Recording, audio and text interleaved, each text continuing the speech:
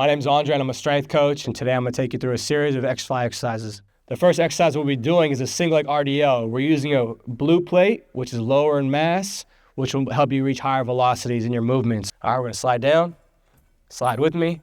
Good, go up slowly to start off, break slowly. As you get familiar, increase speed. Keep your shoulder blade locked. Good. Close to the inside leg, looks good. Find stability, great job. So this is a unilateral exercise which is very demanding and requires a lot of stability. So with that being said, there will be instances where the athlete is losing balance or trying to find stability within the movement.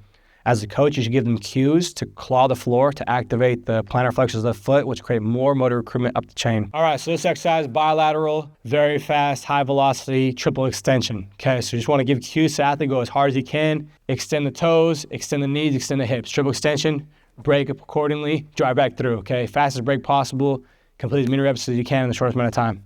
Okay, so we'll get you started, spin down, good, drive through, break, extend, abs stay tight, go. Good, keep going, 5 more. Core tight, expand the toes, nice. So a very important reason we do these high velocity movements, such as this one, is because you have to think of the speed of sport. In basketball, or any sport in general, there's a lot of contractile efforts at a very high rate, right? What's my rate of force development? So if I'm moving slow in the weight room at all times, I'm not meeting the demands of the sport. So I can be really strong, but when my body has a task where I need to move fast and I'm unprepared, I can suffer musculoskeletal injuries. All right, the next exercise is a rotational high pull. So this athlete will start off in a base position. He's gonna create concentric power upwards, rotating his thoracic spine slightly, breaking back through into the outside of the hip. Go ahead, rise up, good break to the hip, drive up, good break. Looks good. Perfect. 3, 2, 1. Perfect. The rotational high pull is really useful in basketball as it's a transverse movement. To imagine a basketball in your hands, you catch a rebound, you're going back up. You have to brace, hold to seal a defender while creating momentum upwards toward the hoop and finish a shot. So it's very helpful in establishing a pattern, a movement strategy, as well as developing strength. The next exercise is a split stance push press.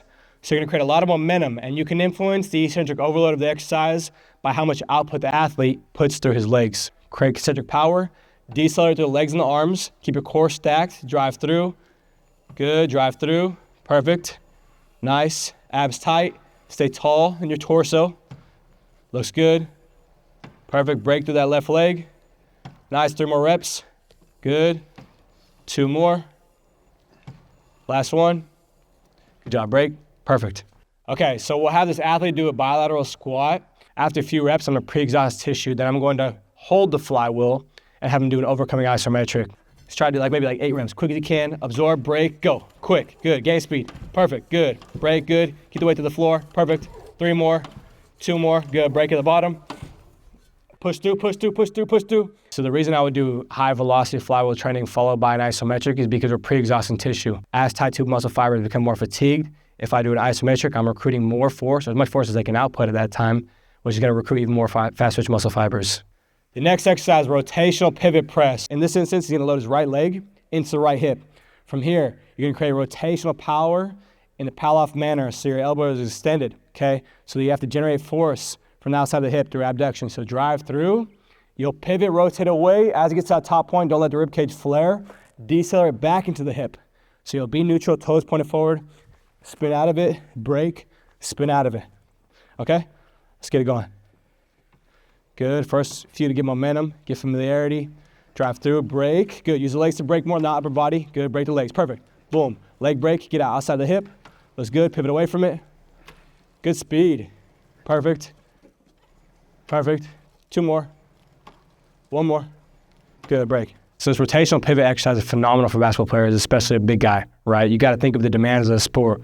When they're in the post, they have to seal a person, create rotational forces, absorb, catch a rebound. They have all these different demands they have to overcome. So teaching the right movement strategy and exposing them to loads in these transverse planes of motions, frontal planes of motion, sagittal, is going to help them become a better athlete, ultimately succeeding more in their sport.